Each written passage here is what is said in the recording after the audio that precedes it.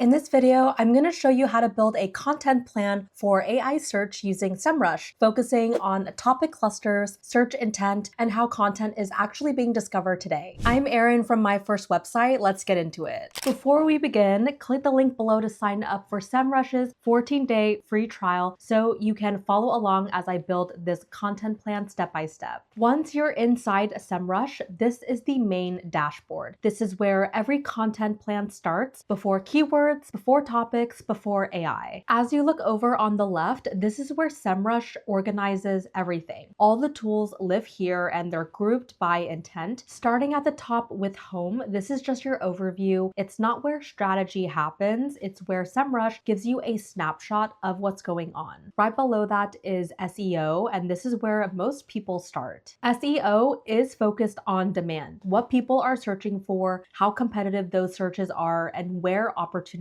exist. Just under that, you'll see AI, and this is especially important. This section is about how content is interpreted and surfaced by AI systems, not just how it ranks in traditional search. Next, we have traffic and market, which zooms out from keyboards and looks into behavior. So this is where you see where traffic comes from, how users move, and how competitors capture attention. Scrolling down, there's local, which adds geography into the mix. Same intent, but filtered by location, who's searching and where. And then there's content, and this is where everything starts to connect. This section takes keywords and intent and turns them into actual content plans, topic clusters, and ideas you can publish. Below that is social, which is about what happens after content is published. This isn't discovery, it's distribution and engagement. Then you'll see advertising, which represents paid intent. This is visibility you buy instead of earn. Under that is AI PR, which focuses on brand presence inside AI generated answers, mentions, authority, and visibility beyond rankings. At the bottom, you have reports where everything gets tracked and shared, and App Center is where Semrush connects to other tools as your system grows. Once you understand this left side, the platform starts to make a lot more sense. Semrush isn't just giving you data, it's separating what people search from why they search and organizing tools around that difference. Now let's move into the content section and start building a real content plan. This top search bar is the fastest way to start building a content plan. Semrush uses this as the entry point for almost everything: keywords, topics, competitors, and intent. So first, let's click into the search bar at the top of the screen that says enter your task, website, or keyword. This search bar is the starting point for almost everything inside Semrush. Now, instead of typing a long keyword, we're going to type a broad topic because we're building a content plan, not just one blog post. So go ahead and type in something. We can type in AI content strategy. Then you want to click enter. Now we're on the keyword overview page for AI content strategy. So this page helps us decide if a topic is worth building around before we write anything. At the top, I'm confirming context: United States, desktop, current data. That tells me the numbers I'm about to use actually matter. Next, I move across to key metrics. Search volume is 320 per month in the US. This is not a huge keyword, and that's a good thing. In AI search, smaller, clearer topics perform better than broad ones. Keyword difficulty is 46% marked possible. That means this keyword isn't locked behind massive authority. It can be one with structure, not just backlinks. And here we see intent is informational. This tells me people are looking to learn and not buy, and that makes this keyword perfect for guides, frameworks, and topic clusters. Now I look at the trend. Interest is rising. That's exactly what we want when planning content. CPC is $7.43. Advertisers are paying here. That usually means business value exists behind the topic. Before scrolling, here's the takeaway. This keyword is not about chasing volume. It's about owning a concept early and explaining it better than anyone else. Now I scroll down to keyword ideas. On the left, I see keyword variations. These are different ways people search for the same idea. And this is how you avoid writing one article and stopping. Instead of one post, you build a system. In the middle, I see questions. These make perfect subtopics, FAQs, and supporting pages. If AI tools pull answers from the web, web, this is where they pull from. On the right, I see keyword strategy. This is the foundation of topic clusters. Here's the key insight. AI search